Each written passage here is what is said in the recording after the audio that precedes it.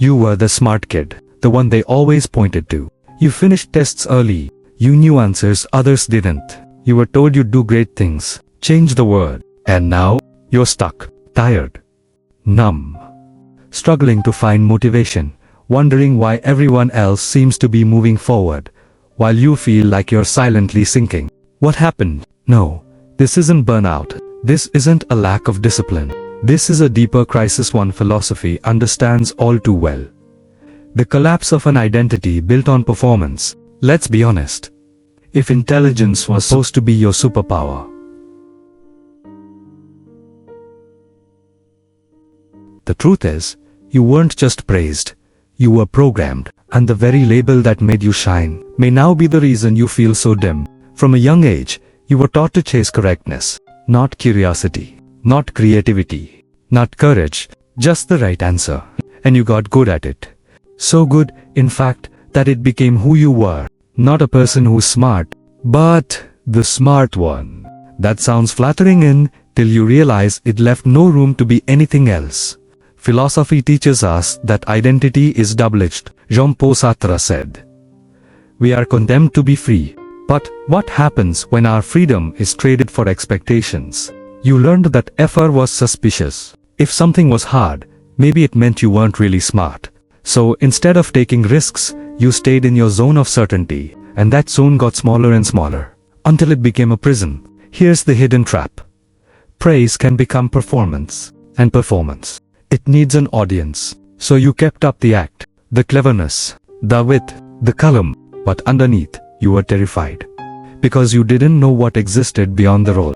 Philosophy calls this a false self. It's when who we are is defined by what others reward, and eventually, it starts to feel hollow. You ace the test but feel no joy. You give the right answer but feel no connection. You succeed but feel no self. And so now, in adulthood, you're facing a world that doesn't grade you. A world that values persistence over brilliance, vulnerability over vocabulary, real relationships over correct opinions. And it's disorienting. Because this world isn't built for the smart kid. It's built for the whole person. But you were never trained in that. You were trained to impress, not to express. You were taught to analyze others, not to understand yourself. And most painfully, you learned to be right, but never how to be real. So what happens when the applause stops? You start overthinking. You feel behind, emotionally underdeveloped, afraid to try anything where you might not instantly excel. Your mind races, but your life stands still. This isn't a flaw. This is a consequence. You were handed a sword with no shield, a gift with no grounding, a role with no roadmap. But here's where the philosophical shift begins. You have to unlearn the narrative, the myth that intelligence is what gives you worth. You're not a walking GPA. You're not a resume. You're a human being. And being truly being means stepping into spaces where you are uncertain, imperfect, and profoundly alive. Nietzsche once said, one must still have chaos in oneself to give birth to a dancing star. Maybe the chaos you feel isn't failure. Maybe it's the very beginning of becoming something real. The smart kid is gone. And that's okay. They got you this far. But now it's time to meet the adult who's ready to grow. To mess up. To feel things you can't diagram. To try things you're not instantly good at. To fail and still feel whole. The goal isn't to be brilliant anymore. It's to be honest. With yourself. With others.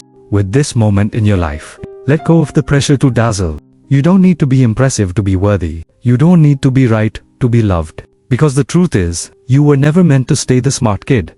You were meant to evolve. To ask deeper questions. To step off the pedestal and onto the path. And it's okay to feel lost on that path. In fact, it's necessary. Because being lost is what makes it your journey. So if you're sitting with confusion, disappointment, or fear, don't numb it. Don't overthink it. Just breathe. And know this. You're not broken. You're not behind. You're not alone. You're just becoming someone you've never been before.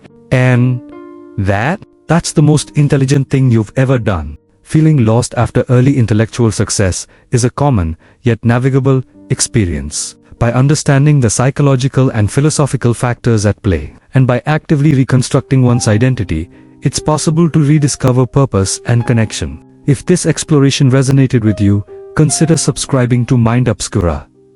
For more philosophical insights, Share your thoughts and experiences in the comments below. We'd love to hear your perspective.